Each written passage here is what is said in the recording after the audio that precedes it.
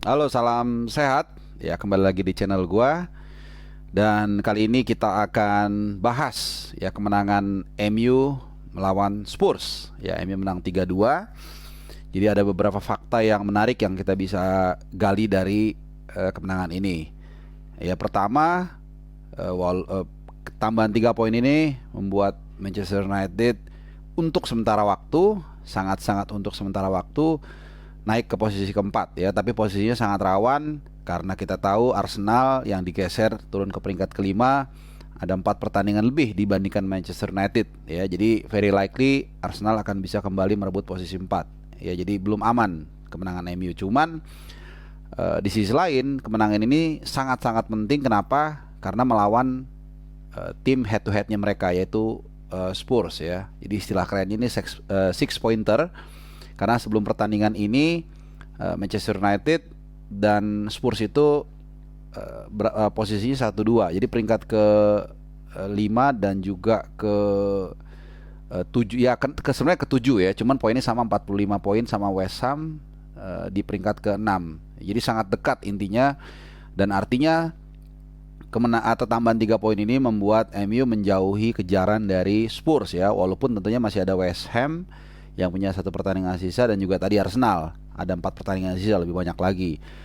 Cuman ada satu hal yang sangat penting yang gue mau bahas di sini, yaitu bukan hanya soal mereka dapat 3 poin ya, tapi juga cara bermain United ya.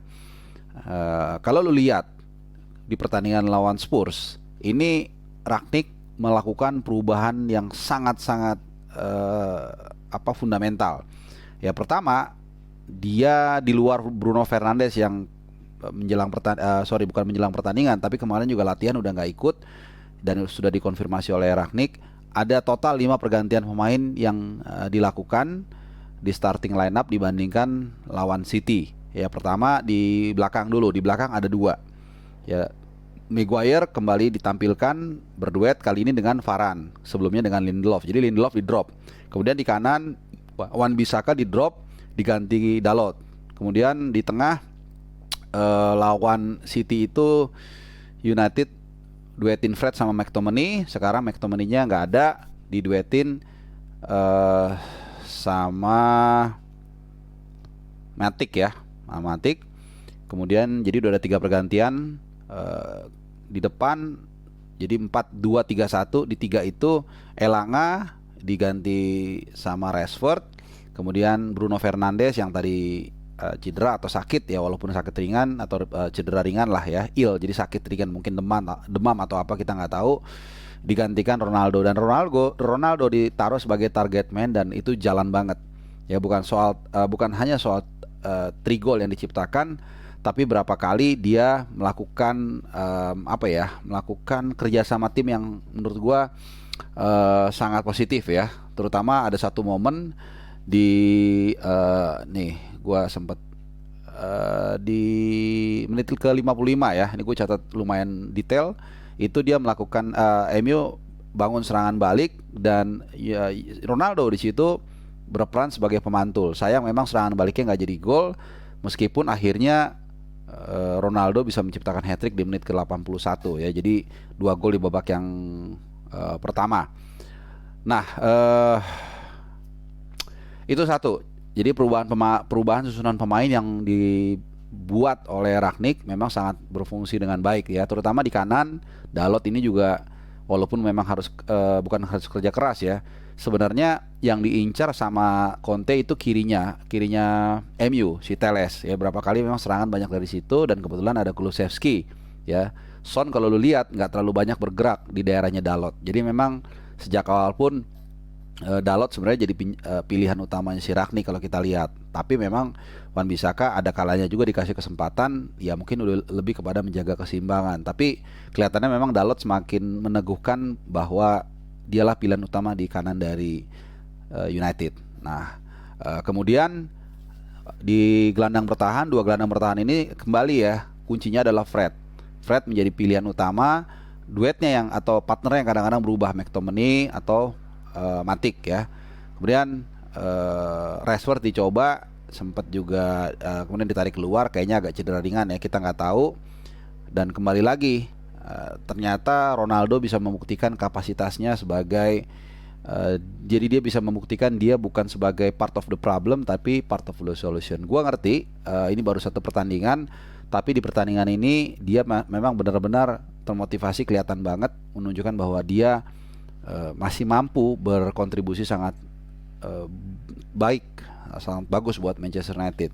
Jadi ini adalah hat-trick dia kedua bagi Man United, dan menariknya adalah hat-trick terakhir diciptakan itu 14 tahun ya, 14 tahun 2 bulan yang lalu. Jadi tepatnya tanggal 12 Januari tahun 2008 itu satu-satunya hat-trick buat Man United, dan terakhir saat itu ya, sebelum dia comeback ke gawang Newcastle.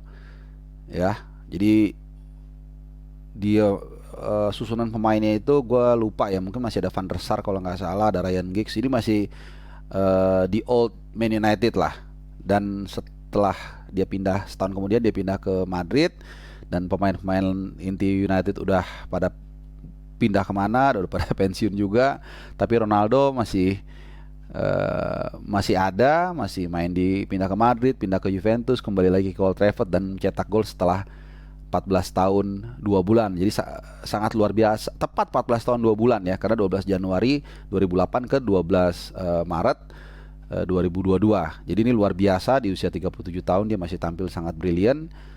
Kita lihat bagaimana positioning dia, bagaimana etos kerja dia, bagaimana finishing dia. Ini semua benar-benar ditunjukin malam kemarin. Jadi itu mengapa gue mengatakan ya Crazy Reds ya, karena CR-nya itu gue bikin crazy-nya itu CR-nya ya Cristiano Ronaldo. Jadi luar biasa, dan memang setelah hat-trick nggak lama, mungkin sekitar 10 menit terakhir lah, Rangnick langsung narik dia ya, karena memang persiapan untuk menghadapi Atletico Madrid.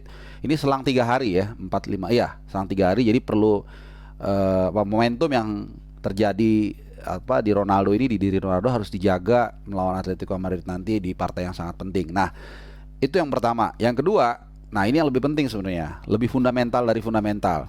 Gaya bermain United, kalau lo perhatikan, ada yang sangat-sangat berubah jauh, dan itu implikasinya sangat positif, sangat baik. Apa itu? United tidak menerapkan gegenpressing. Artinya menurut gua, nah ini yang paling penting ya. Rangnick sadar, dan ini adalah hal yang paling mendasar, mengubah sistem atau sistem ini kan tools ya, mengubah tools di tengah-tengah proses yang sudah berjalan. Walaupun mungkin sistem itu bagus, tidak selalu berjalan dengan baik, karena perlu penyesuaian, perlu adaptasi, perlu juga alat yang mendukung sistem tersebut bisa berjalan dengan baik. Dan menurut gua selama ini itu tidak berjalan dengan baik. Kenapa? Karena United ada 2 hal ya. Karena kita lihat dari statistik dulu nih. Ketika MU menerapkan sistem gegenpressing yang belum firm, karena memang pemain itu tidak disiapkan sejak awal musim dengan bermain seperti ini ya, high pressing, perlu stamina yang baik, akhirnya malah kempos. Dan ini bisa kita lihat bagaimana banyaknya shoot on goal yang tercipta ke arah gawang De Gea ya sebelum laga ini ya. Sehingga kalau lu lihat kenapa De Gea begitu banyak melakukan penyelamatan. Dan di pertandingan semalam De Gea menurut catatan gua hanya melakukan yang benar-benar safe, benar-benar ya, itu hanya 1 ya. Ini musim ini dari catatan gua hanya 3 kali United mendapatkan shoot on goal kurang dari 2. Jadi selalu 6 kali, 7 kali, 4 kali, banyak selalu. Jadi 3 kali. Salah satunya itu lawan Everton ya, udah lama ya, kalau nggak salah pertemuan keberapa gitu ya, pekan ke 7, ini awal-awal banget. Jadi sisanya itu MU selalu minimal 3-4 secara rata-rata, banyak lah mendapatkan tekanan atau shot on goal ya. Jadi ini baru pertama kali, atau bukan baru pertama kali, satu dari sedikit pertandingan di mana United mendapatkan serangan yang tidak terlalu serius, tidak terlalu berat lah gitu ya. Nah, menurut gue itu tadi, kenapa? Karena kalau lu lihat mereka tidak melakukan tekanan yang seperti mereka lakukan di beberapa pertandingan sebelumnya. Dan kalau lu lihat ya, ketika MU melakukan gegenpressing atau high pressing, kemudian pressingnya nggak berhasil, ada tekanan, ini panik ya. Karena apa? Jarak dari pemain yang melakukan high pressing dengan lini belakang ini menjadi semakin lebar, dan ini dimanfaatkan oleh lawan, sehingga kalau lu lihat beberapa pertandingan tersebut, ini pemain belakang MU ini panik ketika menghadapi tekanan, koordinasinya buruk. Dan kita lihat lawan City misalnya, kalau lu ingat 2 gol awal itu jelas miskoordinasi antara lini belakang. Ya, gue lupa, pokoknya ada antara Lindelof sama Maguire, kemudian ada juga antara Maguire sama Alex Telles ketika tidak menjaga seorang Kevin De Bruyne. Jadi dengan pertandingan yang semalam lawan Spurs itu dirubah, mereka lebih kepada layback, bahkan dalam beberapa kesempatan mereka benar-benar main behind the ball, benar-benar semua pemain itu hampir di sepertiga area mereka, tidak parkir bus pure, enggak. Ini dia yang membedakan. Ada momen memang ketika mereka kehilangan bola di depan jauh, mereka memang menyempitkan ruang, cuman nggak terlalu ketat, jadi nggak semua pemain bergerak. Hanya mungkin 3 pemain terdekat itu yang melakukan pressing. Kalau lewat, jadi masih ada 2 gelandang bertahan dan 3-4 pemain belakang. Sehingga kita lihat serangan-serangan dari Spurs ini beberapa kali atau banyak diredam oleh para pemain MU. Sehingga itu tadi saringannya menjadi banyak. Ada gelandang bertahan dulu, dan kebetulan Fred juga mainnya bagus. Kemudian juga ada 4 back yang masih punya waktu ya untuk melakukan koordinasi ketika melakukan tekanan. Jadi kembali lagi intinya adalah justru dengan kembalinya MU dengan gaya main yang sudah dipersiapkan di awal musim, bukan high pressing, ini kita lihat pertahanannya lebih firm. Jadi nggak akan heran lu kalau ngelihat di pertandingan berikutnya, MU akan bermain lebih rileks ketika menghadapi tekanan, nggak melakukan high pressing. Dan juga kelebihannya adalah apa? Stamina pemain menjadi lebih terjaga. Memang kalau high pressingnya berhasil, ini akan lebih menghemat tenaga. Tapi faktanya itu yang gue sampein tadi, ketika lu merubah gaya permainan di tengah musim ini nggak gampang. Dan ketika setengah-setengah, hasilnya malah mereka seperti ngejar-ngejar bola dan akhirnya capek sendiri, dan akhirnya itu yang dimanfaatkan oleh lawan. Nah itu perbedaan ya yang sangat-sangat penting yang dilakukan Rangnick, dan bukan tidak mungkin melawan Atletico Madrid nanti, atau mereka nanti akan menghadapi Leicester tanggal 2 April setelah international break. Lu akan melihat permainan yang sama, permainan MU yang lebih rileks dalam bertahan ketika menghadapi transisi musuh. Ini sangat penting banget, beda banget lu lihat kemarin. Dan De Gea akhirnya nggak jadi pemain terbaik, which is itu artinya ada perbaikan di sistem pertahanan dari Manchester United. Nah,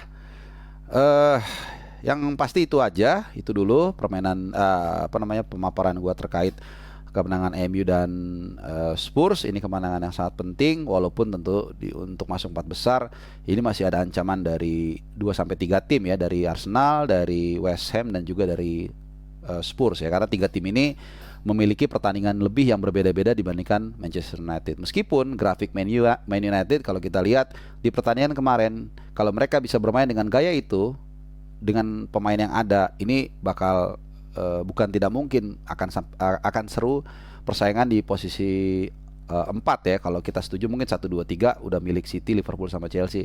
Ini akan seru. Ya mungkin bisa jadi MU sama Arsenal akan two horse racing di posisi keempat sampai akhir musim ya. Kita akan lihat tim yang mana lebih siap.